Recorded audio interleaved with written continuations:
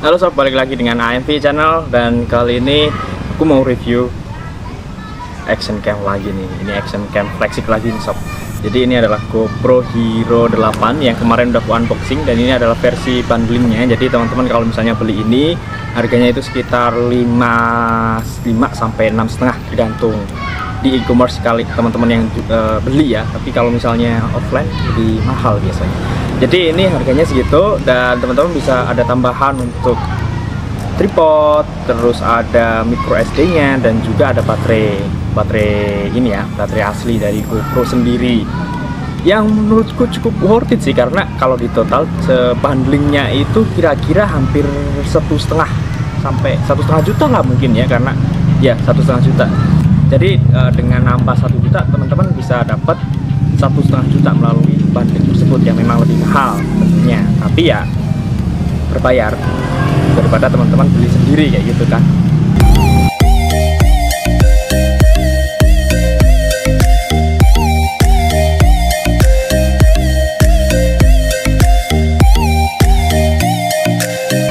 Nah, yang jadi pertanyaan adalah apakah teman-teman worth it ketika beli GoPro ini di 2021 ini.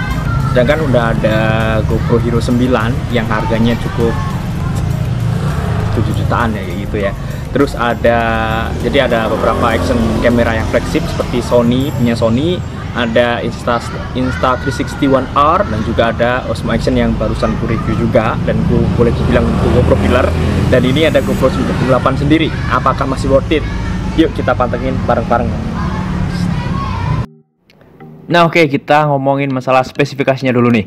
Jadi teman-teman kalau misalnya mau tahu untuk spesifikasi dari GoPro Hero 8 ini, silahkan di pause video ini ya, dan dicatat. Ingat, dicatat.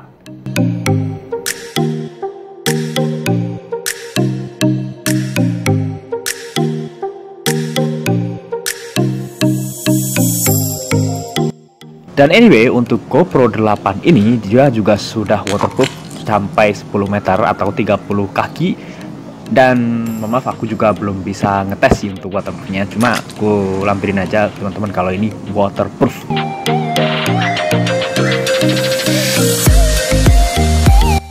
Nah oke, kita bahas untuk hasilnya ini sob. Tapi sebelum kita bahas hasilnya, di GoPro ini dia bisa disetting untuk fotonya. Dari hasilnya itu bisa dari RAW sampai ke super foto HDR. Dan juga untuk field of view-nya bisa disetting mulai dari narrow sampai ke super wide. Dan tentunya zoom pula. Dan zoom ini sebenarnya agak mirip dengan si field of view-nya tadi sih. Serta dia juga punya settingan manual yang ada shortcut-nya di sini. Tapi untuk hasil kali ini aku setting secara default dan juga auto semuanya.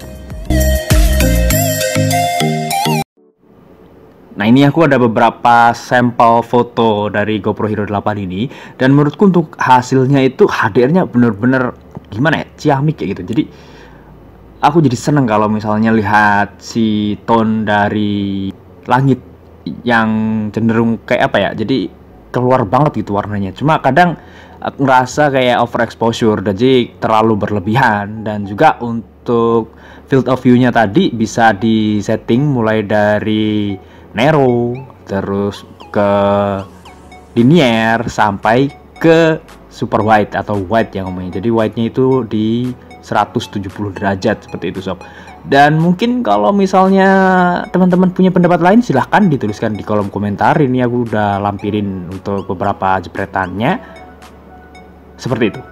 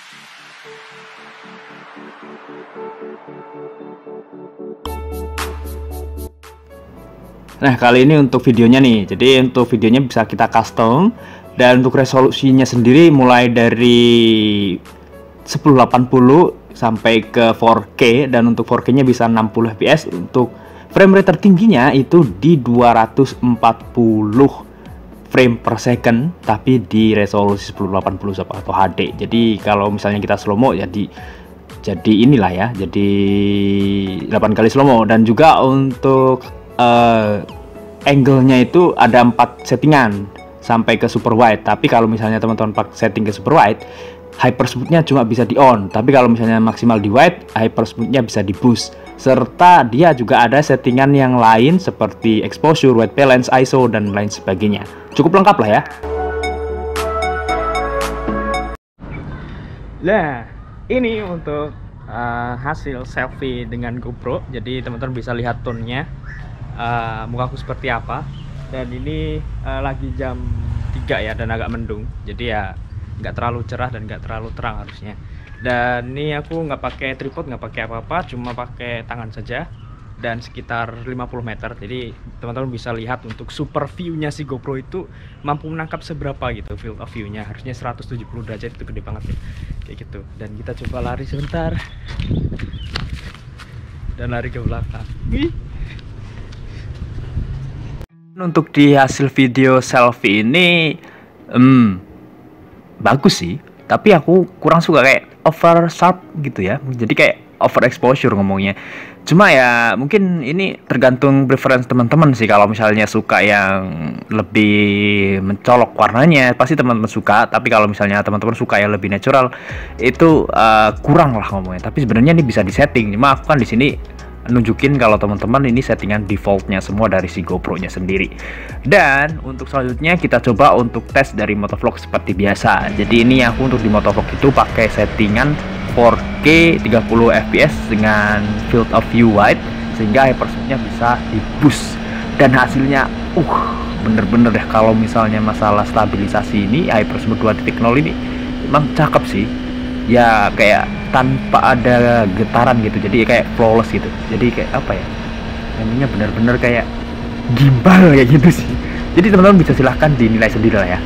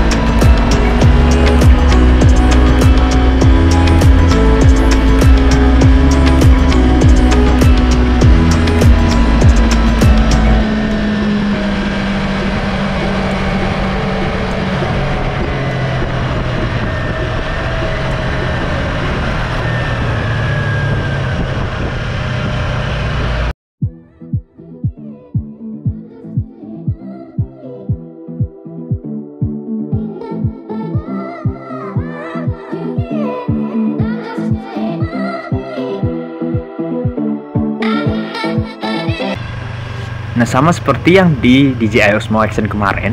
Jadi di GoPro ini punya HDR video, tapi untuk stabilisasinya, hypersmoothnya itu nggak bisa dinyalakan juga. Dan hasilnya kalau menurutku sih kayak nggak terlalu wobble sih, nggak terlalu wobble gitu. Dan juga untuk tone-nya jadi kelihatan semua, jadi cakep lah. Yang tadi memang HDR-nya udah bagus. Jika di HDR di boost ini bener-bener ya bagus. Ya memang bagus gitu sih sob. Jadi aku no comment sih untuk HDR GoPro sih, memang levelnya mirip dengan iPhone kayak gitu kalau misalnya di smartphone ya.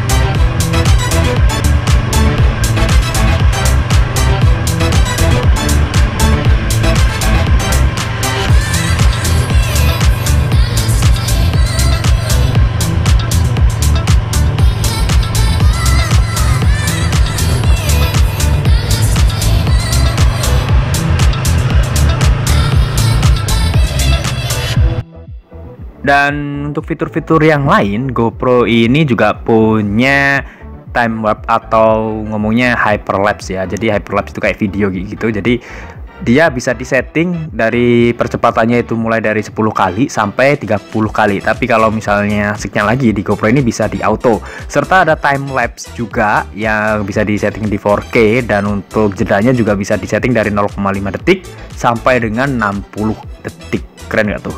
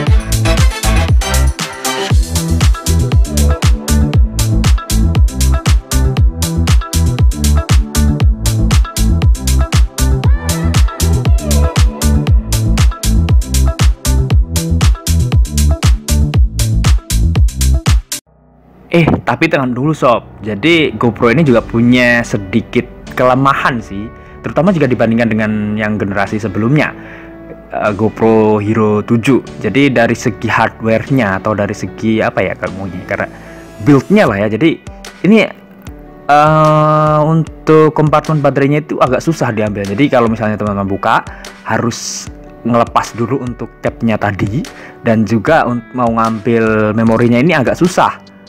Jadi gimana ya, kalau misalnya teman-teman nggak punya kuku itu bakalan susah deh. Tapi kalau misalnya punya kuku ya oke.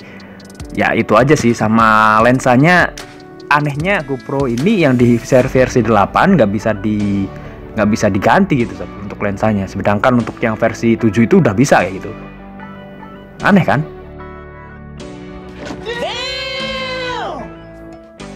Epilog. Nah oke, kesimpulannya bagaimana nih? Kalau menurutku ini masih cukup worth it sih, karena kalau misalnya teman-teman memang pecinta GoPro, ini ada beberapa upgrade dari yang terdahulu deh, GoPro Hero 7 yang paling tidak hyper smoothnya. Yang pertama itu dia agak wobble, tapi kalau ini dia lebih stabil. Kalau misalnya dibandingin dengan Rocksteady, jadi spoiler nih. Ya 11-12 lah ya, nanti kita coba bandingkan dengan Osmo Action. Dan untuk kualitasnya juga ya GoPro gitu, siapa yang meragukan. Tapi sayang nih, aku kurang suka sama satu doang. Dia di GoPro Hero 7 itu lensanya bisa landscape-nya bisa diganti gitu sob. Jadi kalau misalnya teman-teman jatuh terus pecah ya, ini kan action cam, biasanya action cam itu dipakai untuk yang ekstrim. Kalau misalnya kecelakaan, jatuh, pecah, ini kita harus ganti semuanya kayak gitu. Tapi kalau misalnya Hero 7 itu bisa dilepas. Dan ini dibalikin lagi ke Hero 9. Mungkin GoPro mendengar keluhan dari teman-teman semua kali ya. Ya itu sih untuk minusnya. Secara wind noise reduction, soundnya, untuk kualitas gambarnya ya, siapa sih yang ngeraguin GoPro gitu ya. Mungkin harganya doang yang sekarang di angka, kalau misalnya non bundling gitu sekitar 5 juta sama yang 5,5 juta lah ya. Jadi lebih mahal sekitar 1 juta dibanding 1 sampai 1,5 juta dibandingkan Osmo Action. Tapi kalau misalnya dibandingkan dengan yang Hero 9 itu ya lebih murah, dan untuk One R juga lebih murah. Jadi kesimpulannya, aku sih kalau misalnya mau nyari action cam, mending teman-teman lihat videoku selanjutnya, bandingin ini dengan ini. Ya gitu aja untuk video kali ini, sampai jumpa di video selanjutnya, bye bye.